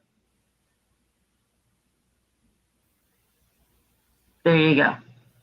If that enough doesn't show you that Leon Ruff just does not deserve to be here, I don't know what the fuck does. Oh, damn. I didn't sign him. That wasn't me. That wasn't him. It was not me. I did not send that man a contract. Tony did that on his own accord. I did not get approval of it. Miscommunication? My dad did his own thing. My dad. Okay? That was not me. Ain't no way, boy. My dad. The only reason why I said my dad was because the last time Tony Khan was in the chat, they were calling him my dad. That is ridiculous. And I say they by the people in the chat. My dad. My dad. You're not my dad. Yeah, no. Yeah. Up next, Nate was on Rampage. Oh God, I knew it was coming. I knew it was freaking coming. I hate all of y'all, bro. I can't Crazy stand, on Rampage. I can't stand y'all, bro. I can't deal with it. I tried. I tried. I only had like one follower that was like, "Come on, man, Nate don't look like Lee Moria." I'm like, "Thank you. I acknowledge you, good He was sir." lying. Everybody else, Nate, bro, come on. The That's your man just twin be brother. lying so he can be on your good side, bro. That's your twin brother, Nate. I'm like, bro, shut up. That is not my twin brother. All right. I'm like, I don't know this The man. man's just lying to you so that you can get on, so that he can get on your good side. Okay, Like, he knows. Like, he don't look nothing like me. You feel me? He knows in the back of his head that you look like Lee. Come on now. Nah. But he faced off against Matt Sydal. Teacher versus student. That's what they were building this on. Sydal had challenged Moriarty to a match after he snuck up behind him from last week on Rampage. Moriarty then won the match by a submission. And then Stokely Hathaway, after the match, handed him a business card and he officially joined the stable. Is he a baddie? Yep, he's in there. Wow. He officially joined the stable. All right, so me and Nate are baddies along with Jake.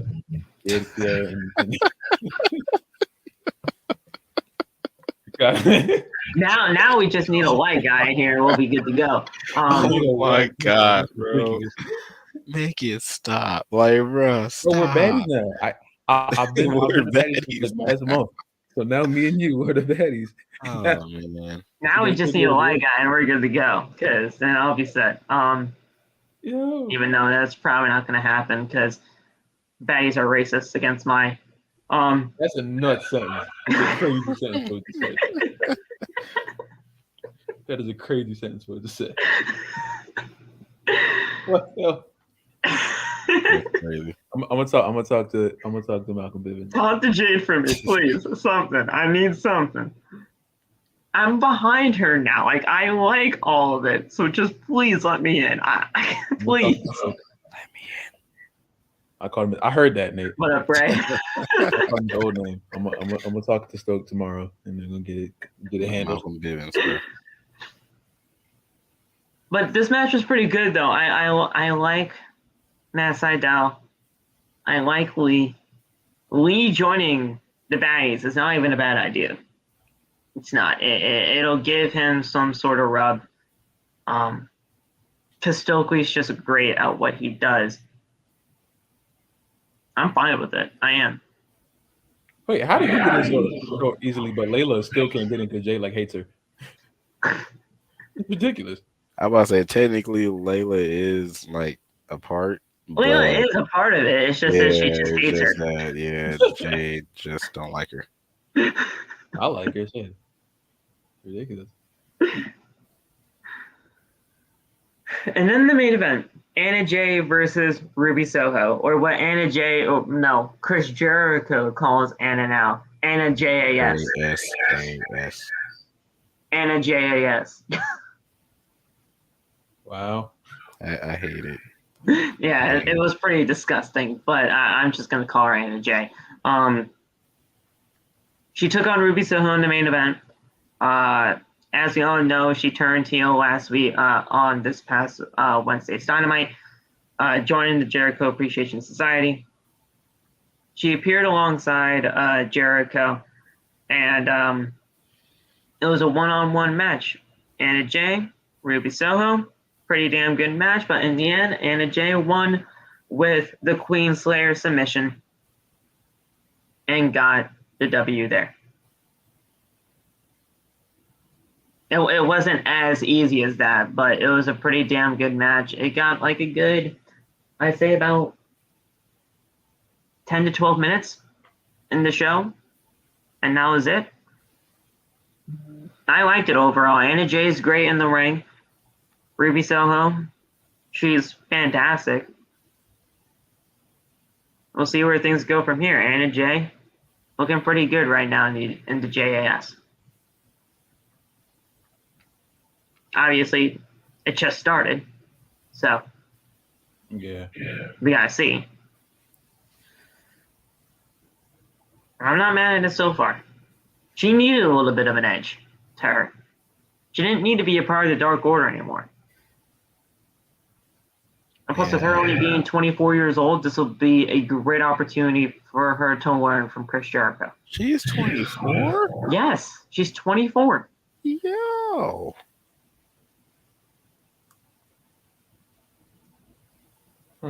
Hey, Jungle Boy, if you're watching this, never mind. No, listen. Talk your talk. He's a lucky guy. He's a lucky guy. He's a lucky guy.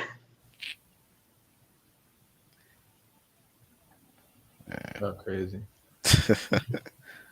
He's a lucky guy. What do you want me to say? I didn't know she was 24. I thought she was older. Nigga was flabbergasted at the 24. For real. I'm like, 24? Wait a minute. It's just going to be a great opportunity for her to learn from a guy like Jericho. Even if people aren't really on the side of Jericho right now. And I know a ton of people aren't. A little bit. We did hear a promo, though, from Claudio Castagnoli, and this is probably going to be the last thing we say before we get off of here. Claudio, obviously great. He introduced Wheeler Yuta. And then Jericho was on commentary the entire night, and he actually put up his AEW World Championship opportunity on the line for next week's show. Next week on Dynamite, we're going to get Wheeler Yuta versus Chris Jericho.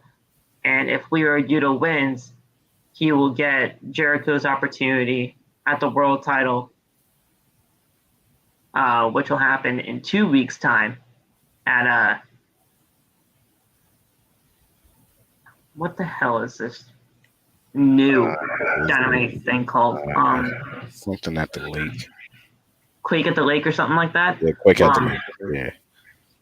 So this one's completely new, guys. So this one is like a first time ever. This that's why I didn't know it. But yeah, I mean, could we possibly be seeing Wheeler Yuta versus Jon Moxley 4?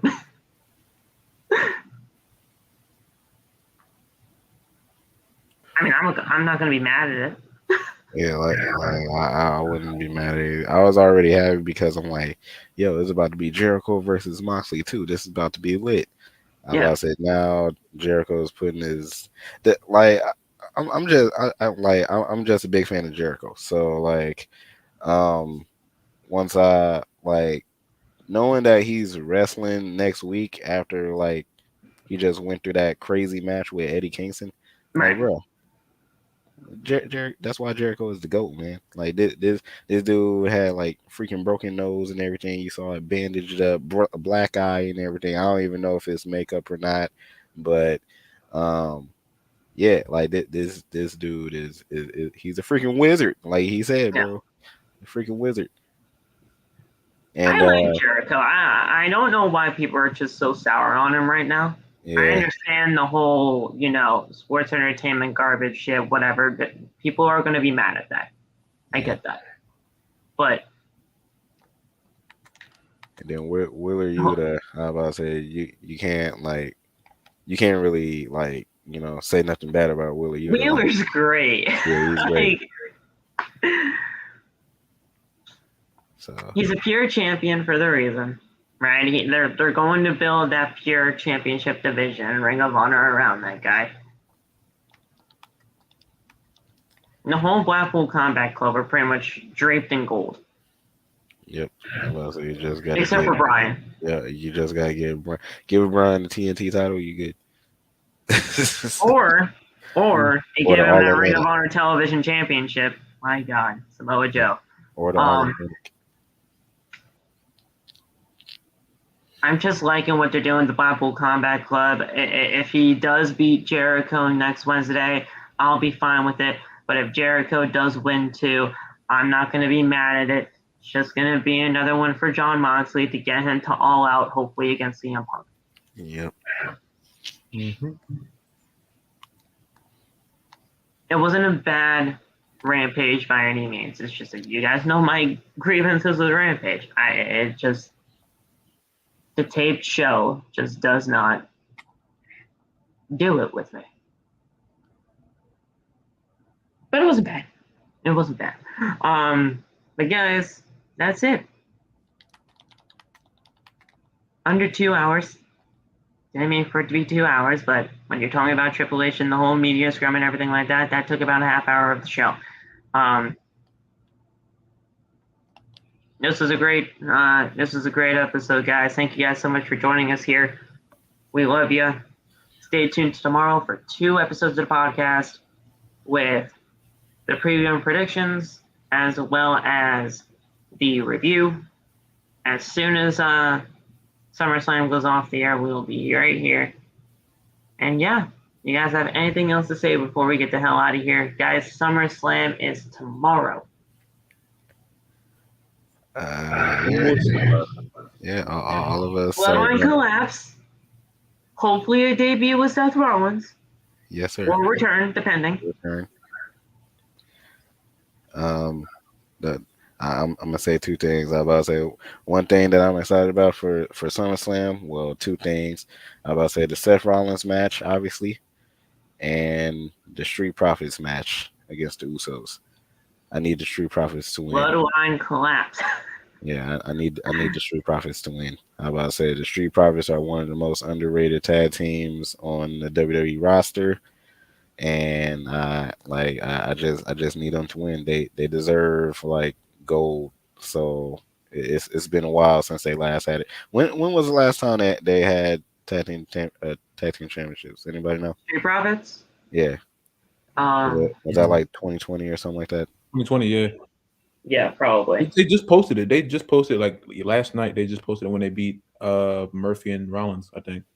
Oh yeah, so that was 2020. Mm-hmm. So yeah, they haven't had titles in 2 years. So yeah, I'm about to say I need them to win.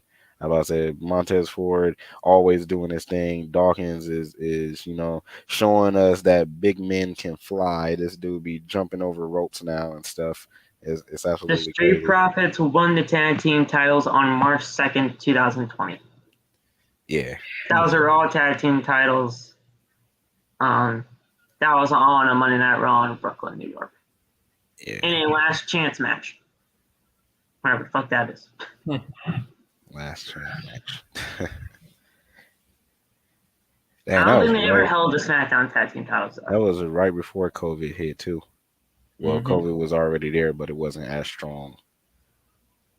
And then they canceled everything. So, but yeah, I need the Street Profits to win.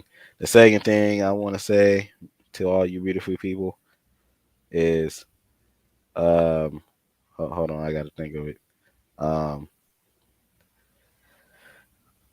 Go ahead and chase that dough and get money. Oh my That's all I god. gotta say. Get money. That's all I gotta say. That's all I gotta say. SmackDown tag team titles they held was back in October 2020. They won that on the Monday Night Raw for some reason. What the fuck is that? How? Why? The fuck? They won the SmackDown titles on Raw? Okay. I know chase this dough and get money. Oh, wait a second. This is right. As a result of the 2020 draft, the New Day were drafted to Raw while they were drafted Yeah, to they swapped SmackDown. titles. Swapped Yeah. the titles. Yeah, that was disgustingly bad. But yeah. There they go. So yeah. 2020. It's been 2 years. Yeah. Give them the fucking titles. I'm a fucking shamed that there's no Walter on this pay-per-view. Right, yo? That's ridiculous. Oh yeah, I thought it was gonna be freaking Walter against Shinsuke. I'm surprised they didn't like. Unless they do it in the fucking pre-show, which is disgusting. I was gonna say like they didn't even promote anything, so I wouldn't. Yeah, There was nothing about Walter tonight. Nothing at all. So I don't know. Maybe Cardiff. He That's got to another be. 5-week build. He got to be. Able. Yeah, you have to put him there. You have to put him there. It's in fucking. It's in the UK.